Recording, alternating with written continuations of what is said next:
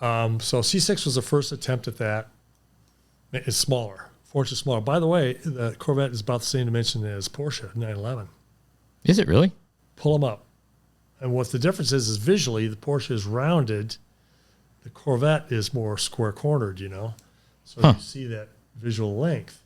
It starts setting lines versus being a blurred line. I don't know, half inch of each other. Wow. Yeah.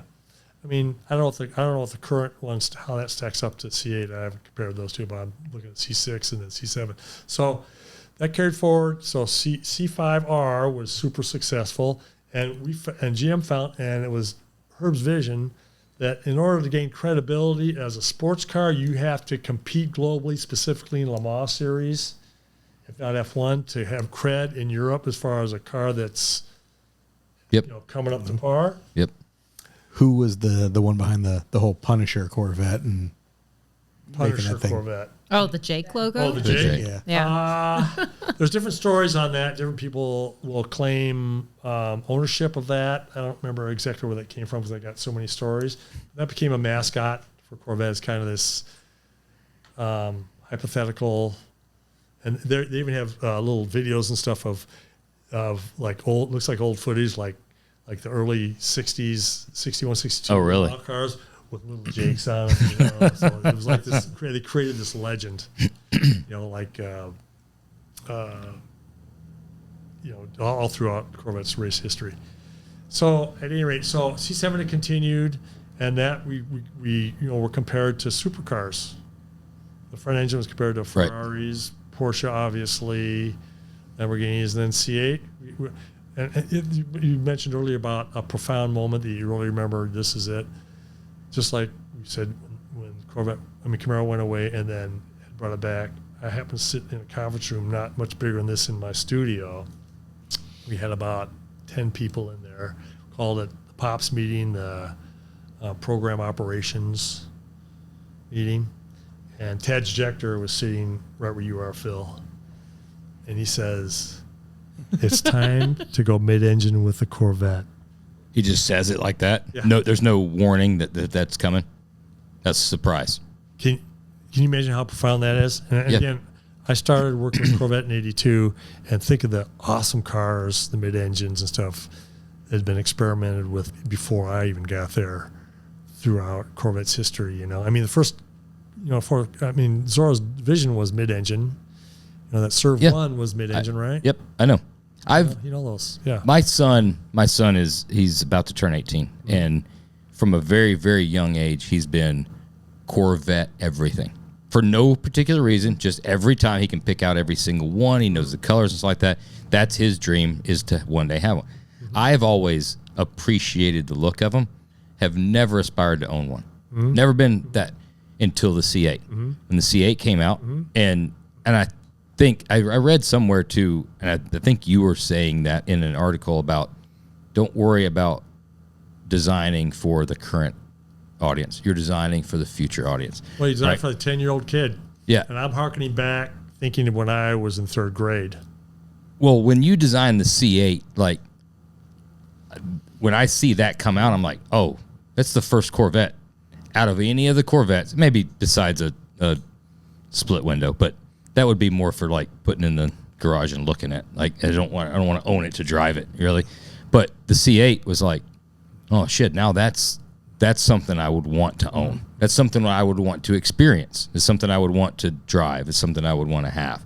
And the mid-engine, and there's all kinds of talk online and in circles and stuff like that or whatever about how much. Where does Ferrari and the 488 from the engine design and a lot of that kind of stuff, where does that come into play with that C8? Oh, you want to bring up that one slide you wanted to bring up? Which one?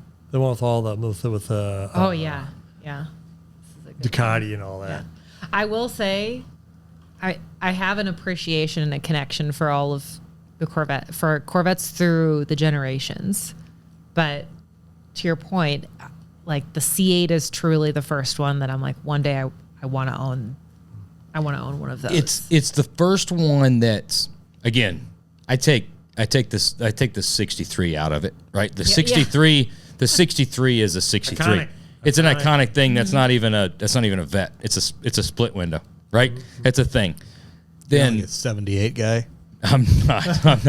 There's generations, right? And they all have their place. But this is the first time to where you're like, it's almost from a car enthusiast, but specifically an American car enthusiast, where you stick that chest out a little bit and you're like, We own this. This is ours. exactly. Yeah. It's that pride of like, oh, yeah, I'll do some cool shit, but look what we just did, right? And not being a vet enthusiast, I've never owned a Corvette, right? I've driven a shit ton of them, but I've never went and purchased a Corvette. And now it's kind of like, yeah, America. Yeah, it's mid-engine. It's flat plane crank. It sounds awesome. It's got one of the best DTC transmissions out there. You know, all those things where you're like, hell yeah. And I guess my question is like, there has to be that thought process behind the scenes of like, it's time. We have to do all those things. Yes, that's true. And it's time, as I mentioned, when Taj made that announcement. I'm sure he had discussion with Mark Royce before he rolled it out to our small leadership team there. Maybe he didn't ask permission. Yeah, no, he did. So imagine how profound that was, being witnessed and being in that room. Again, coming from this is going through my mind, being that third grader, coming from that bus, getting off the school in Deep Haven to that moment when he said that. And wow. Yeah, and so again, unbelievable. So, but you got to play it cool. You got to be like, yeah, no problem. I've been thinking about that. Let's do that. Going through the Corvette Indy, and I can tell you there are other examples where I worked on some mid-engine proposals along the way that never saw the light of day. And it just wasn't ready. And from a business standpoint, everybody was very frustrated. I'm sure they were frustrated before I even got there. Why wouldn't we just do that? But the rationale was with the C7 ZR1, that maxed out from GM's perspective, from engineering, from Taj's team's perspective. Maxed out the performance of that configuration. We just couldn't, maybe incrementally, but that's when it was time to move. And because we had tried so many, I've experienced so many times when they tried to make the transition, and I'm sure many came before me, but that was the moment right there. That car, the C7 ZR1 is an amazing machine.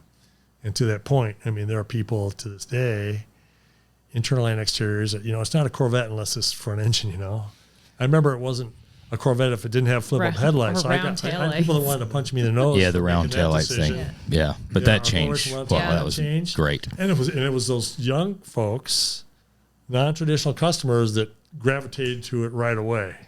If the young customers, to your point, exactly, if the young customers don't give a shit and it's only the core audience and you keep making the core audience, you got to run out of time. Well, yeah, that core audience gets smaller and smaller and smaller and smaller. I remember you used to always tell people to stick their hands in the taillights of the C8 to understand the... People are expecting it to have a lens over it. Yeah. And they go, oh. Yeah, and that inspiration came from those 65 Impala taillights because they're sculpted. I mean, look at those taillights. They go in and out. They get a little bullet coming out. Somebody's paid a lot of attention to that little simple thing. Versus just being, lens. So make it sculpture with the rest of the car. So at any rate, and again, to that youthful point, I had a very young team, crossed a lot of cultures. Again, I from Russia, from Korea, initially from Brazil, all over the world. Men and women from all over the world were involved in that car. And so it's truly global. And I kind of relied, I really kind of opened it up for the team to express what they felt was most significant design-wise there.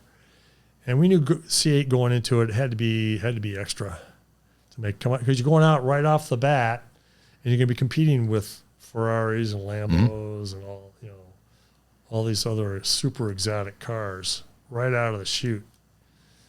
So we pushed it. And it was the right thing to do. Yeah.